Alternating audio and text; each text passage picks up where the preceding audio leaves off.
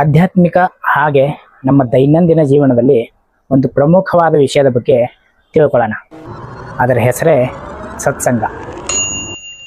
ನಾವು ಆವಾಗವಾಗ ದೇವಾಲಯಕ್ಕೆ ಹೋಗಿ ಭಜನೆ ಮಾಡೋದು ಅಥವಾ ಕೆಲವೊಂದು ಕಡೆ ಪ್ರಾರ್ಥನೆ ಮಾಡೋದು ಅಥವಾ ಪ್ರವಚನಗಳನ್ನು ಕೇಳೋದು, ಇವುಗಳನ್ನೇ ನಾವು ಸತ್ಸಂಗ ಅಂದ್ಕೊಂಡಿರ್ತೀವಿ. ಆದರೆ ಇದು ಕೇವಲ ಸತ್ಸಂಗದ ಒಂದು ಭಾಗ ಮಾತ್ರ. ಸೊ ಸತ್ಸಂಗ ಈ ಪದದ ಅರ್ಥ ಏನಪ್ಪ ಅಂದರೆ, ಸತ್ಸಂಗ ಅಂದರೆ ಸತ್ ಅಂದರೆ ಸತ್ಯ, ಸಂಘ ಅಂದರೆ ಒಡನಾಟ ಆಗಿರ್ಬೋದು ಅಥವಾ ಜೊತೆಗೆ ಆಗಿರ್ಬೋದು.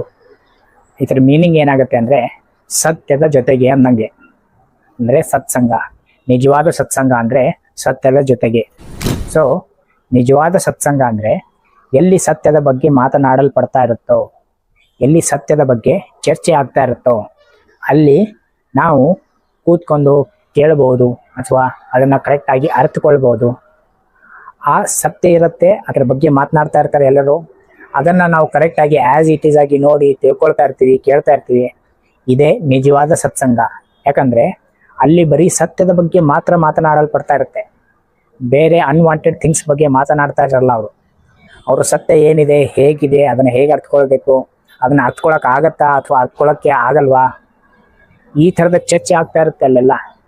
ಸತ್ಯ ಅಂದರೆ ಏನು, ಸತ್ಯ ಅಂದರೆ ಪರಮಾತ್ಮನ, ಆತ್ಮನ, ದೇಹನ, ನಾವ್ಯಾರು, ಈ ಥರದ ಸತ್ಯಗಳ ಬಗ್ಗೆ ಎಲ್ಲಿ ಚರ್ಚೆ ಆಗ್ತಾ ಇರುತ್ತೋ ಅದೇ ನಿಜವಾದ ಸತ್ಸಂಗ. ಆದರೆ ಇಲ್ಲಿವರೆಗೂ ನೀವು ಏನು ಅಂದ್ಕೊಳ್ತಿದ್ವಿ, ಸತ್ಸಂಗ ಅಂದರೆ ದೇವಾಲಯಕ್ಕೆ ಹೋಗಿ ಭಜನೆ ಮಾಡೋದು ಅಥವಾ ಪ್ರವಚನಗಳನ್ನು ಕೇಳೋದು ಅಥವಾ ಏನೋ ಹರಿಕತೆ ನಡೀತಾ ಇರುತ್ತೆ ಅದನ್ನು ಕೇಳೋದು, ಇವುಗಳನ್ನೇ ನಾವು ಸತ್ಸಂಗ ಅಂದ್ಕೊಂಡಿದ್ವಿ. ಆದರೆ ನಿಜವಾದ ಸತ್ಸಂಗ ಅಂದರೆ ಬರೀ ಅಲ್ಲಿ ಸತ್ಯದ ಬಗ್ಗೆ ಮಾತನಾಡ್ತಾ ಇರಬೇಕು, ಸತ್ಯವನ್ನು ಬಿಟ್ಟು ಬೇರೆ ಏನು ಹೇಳ್ತಾ ಇರಬಾರ್ದು. ಅಲ್ಲಿ ಎಲ್ಲಿ ಸತ್ಯದ ಬಗ್ಗೆ ಮಾತನಾಡಲ್ಪಡ್ತಾ ಇದೆಯೋ, ಎಲ್ಲಿ ಅದ್ರ ಬಗ್ಗೆ ವಿವರಣೆ ನಡೀತಾ ಇದೆಯೋ ಅದೇ ನಿಜವಾದ ಸತ್ಸಂಗ. ಅದನ್ನು ಬಿಟ್ಟು ಬೇರೆ ಯಾವುದೋ ಸತ್ಸಂಗ ಅಲ್ಲ ಅದು. ಸೊ ಈ ಸತ್ಸಂಗದ ಮಹತ್ವ ಏನು ಹಾಗಾದರೆ? ಸತ್ಸಂಗ ಯಾಕೋ ಇಂಪಾರ್ಟೆಂಟ್ ಜೀವನದಲ್ಲಿ ಅಂದರೆ, ಈಗ ನೋಡಿ, ನಾವು ಸ್ಕೂಲ್ನಲ್ಲಿ ಕೂತ್ಕೊಂಡು ಪಾಠ ಕೇಳ್ತಾ ಇರ್ತೀವಿ. ಟೀಚರು ಏನೋ ಬೋರ್ಡ್ ಮೇಲೆ ಬಿಡಿಸಿ ಅದನ್ನು ಕರೆಕ್ಟಾಗಿ ಎಕ್ಸ್ಪ್ಲೇನ್ ಮಾಡಿ ವಿಷಯವನ್ನು ನಮಗೆ ಅರ್ಥ ಮಾಡಿಸ್ತಾ ಇರ್ತಾರೆ. ಯಾವ ಥರ ನಾವು ಸ್ಕೂಲ್ನಲ್ಲಿ ಕೂತು ಕರೆಕ್ಟಾಗಿ ಗಮನ ಕೊಟ್ಟು ಕೇಳಿದಾಗ ಆ ವಿಷಯ ಕರೆಕ್ಟಾಗಿ ಕಂಪ್ಲೀಟಾಗಿ ನಮ್ಗೆ ಅರ್ಥ ಆಗುತ್ತೋ, ಅದೇ ಥರನೇ ಈ ಸತ್ಸಂಗನೂ ಕೂಡ. ಎಲ್ಲಿ ಸತ್ಸಂಗ ನಡೀತಾ ಇದೆಯೋ ಅಂದರೆ ಸತ್ಯದ ಜೊತೆಗೆ ಎಲ್ಲಿ ಸತ್ಸಂಗ ನಡೀತಾ ಇದೆಯೋ ಅಲ್ಲಿ ನಾವು ಕೂತ್ಕೊಂಡು ಗಮನ ಕೊಟ್ಟು ಕೇಳೋದ್ರಿಂದ ನಮಗೆ ರಿಯಲೈಸೇಷನ್ ಆಗಿಬಿಡುತ್ತೆ.